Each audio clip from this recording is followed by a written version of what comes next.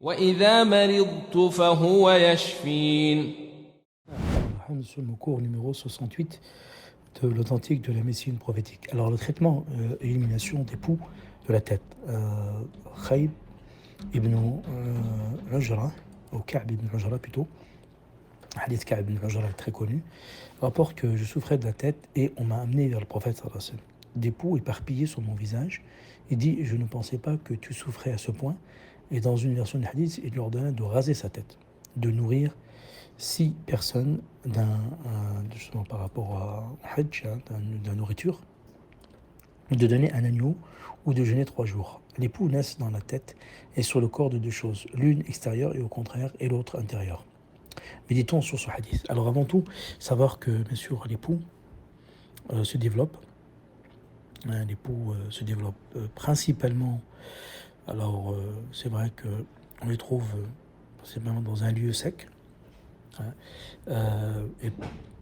Et vous savez que bien sûr souvent on trouve c'est des petites parasites. C'est des petites parasites très répandues et bien connues sur des parents, des jeunes enfants entre 5 et 11 ans. Ça a refait son apparition il y a une vingtaine d'années et de plus en plus résistant au traitement. Et bien sûr que les écoles aujourd'hui, les garderies sont des endroits privilégiés de transmission de ces minuscules insectes. Alors bien sûr, si vos enfants se plaignent de démangeaisons au niveau de la tête ou des oreilles, donc il y a peut-être suspicion qu'il y a la présence de poux. Voyons les paroles de notre imam Ibn Qayyim, ensuite je vous donne une recette. L'imam Ibn Qayyim, par rapport au hadith du prophète sallallahu alayhi wa sallam sur les poux de la tête, il dit celle qui est extérieure au corps, la saleté et la souillure formée à la surface de la peau. La deuxième est un mélange mauvais ou nauséabond, à mauvaise odeur, que la nature rejette entre la peau et la chair, où il se putréfie avec l'humidité sanguine dans l'épiderme après être sorti des pores. C'est là ce qu'on installera donc les poux, surtout après les maladies, et en raison de saleté. On en trouve plus dans la tête des enfants, en raison de leur forte humidité et du fait qu'ils s'adonnent aux choses qui attirent les poux. C'est pour ça que le prophète sallallahu alayhi wa sallam a dit à raser les cheveux de Banu Ja'far. Parmi les meilleurs traitements figure le rasage de la tête afin que les pores s'ouvrent et que les valeurs mauvaises montent et que la matière du mélange diminue. Après le rasage, il faut moindre la tête ou enlever, semer de raser pour empêcher la reproduction. Alors le rasage de la tête est de 3 types. Donc, par rapport à la jurisprudence médicale, dit que première chose, celui qui accomplit les rites pour se rapprocher d'Allah. Deuxième, celui qui fait par innovation le politisme, c'est sûr que c'est interdit. Et troisième, celui qui le fait par besoin et remède. Le premier est celui qui l'accomplit lors des 2 rites, du pèlerinage ou l'Umrah. Donc cela. Le deuxième consiste à se raser la tête pour autre que Allah, comme le font les disciples, des gens qui sont comme les bouddhismes et autres, pour leur maître. L'un ne dit j'ai rasé ma tête pour un tel, ou toi pour un tel. C'est comme s'il disait je me prosterne pour un tel, ou car le rasage de la tête est une forme d'humiliation et de servitude. C'est pourquoi il faut le faire complètement partie du pèlerinage, au point que Shafi'i le considère comme un pilier sans lequel il n'est pas complet. Il pose son toupet au sol devant son Seigneur, par soumission devant sa majesté, humiliation devant sa puissance. Donc cela compte parmi les formes les plus évidentes de servitude. Lorsque les Arabes voulaient humilier un prisonnier, puis les libérer, ils rasaient la tête. On le fait aujourd'hui, surtout dans certaines prisons. Ensuite, ils le libèrent, pour dire voilà, cette personne-là vient de sortir de prison. Ça, c'est les Arabes auparavant. Ensuite, les chiites soufis de l'égarement, qui prétendaient que des gens qui sont dans des sectes, qui ne vivent pas dans le social, c'est des gens qui sont écartés du monde, écartés de la société. Ensuite, cette secte de l'égarement qui prétendaient la seigneurie et qui ont fondé leur autorité sur le polythéisme et l'innovation, ceux qui ont voulu que leurs disciples les adorent ainsi. Il leur embellit le rasage de la tête comme il leur embellit la prosternation pour eux. Ils leur changent même le nom dans certaines sectes. C'est une forme d'humilité devant le shir par Allah. La prosternation devant Allah est une forme d'humilité pour lui Et ils auront aussi embelli le fait de leur consacrer des vœux, de se repentir devant eux et de jurer par leur nom. Et cela revient de leur considérer comme Seigneur et divinité en dehors d'Allah Azza wa Jal. La plus noble des servitudes est celle de la prière. Ces sectes-là, les prêteurs du serment et les tyrans se sont partagés cette servitude. Et les chiites soufis ont pris ce qu'il y avait le plus noble, qui est la prosternation. Ils y arrivent, il y a des sectes, ils arrivent jusqu'à faire prosterner devant leurs disciples, devant leurs maîtres. Ça, c'est interdit.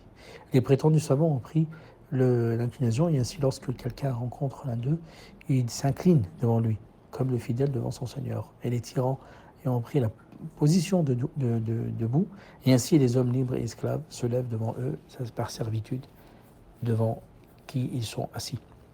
Alors, revenons donc au pouls, et en voyant ensemble les solutions qu'on peut donner pour nos enfants qui sont touchés par les poux. À savoir que bien sûr, la plupart des antipoux qu'on trouve classiques sont en fait des insecticides. Non seulement sont très chers et agressent le cuir chevelu.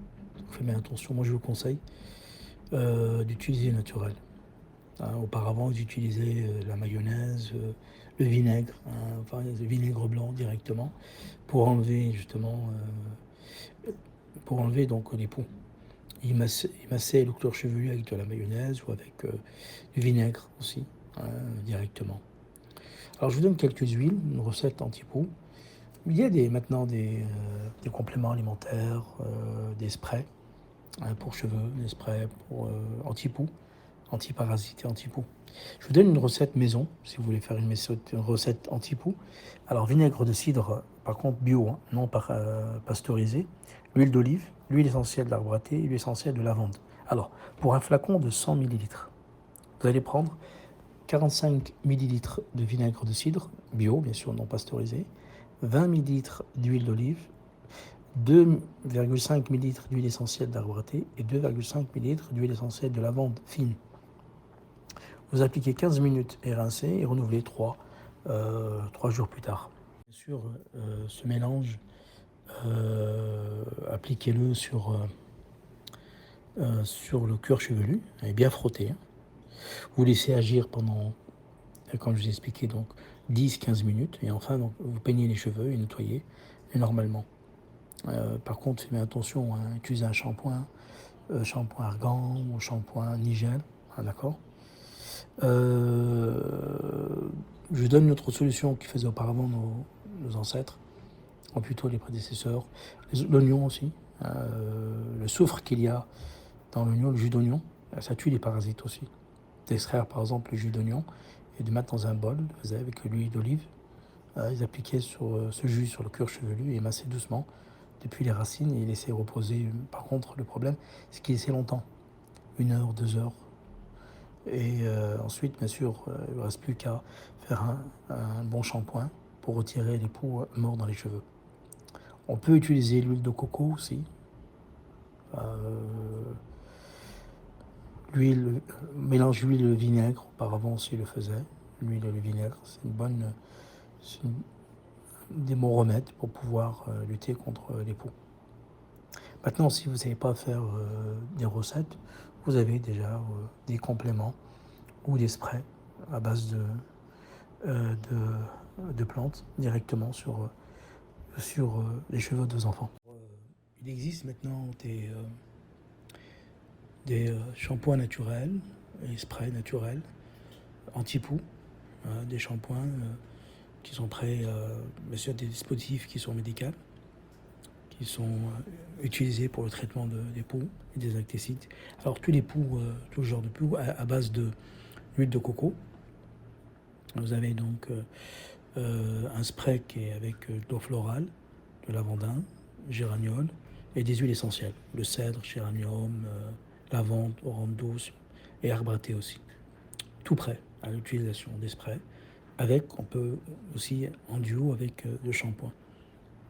Avec le shampoing qui sera à l'huile de coco, qui sera vraiment efficace pour nos enfants.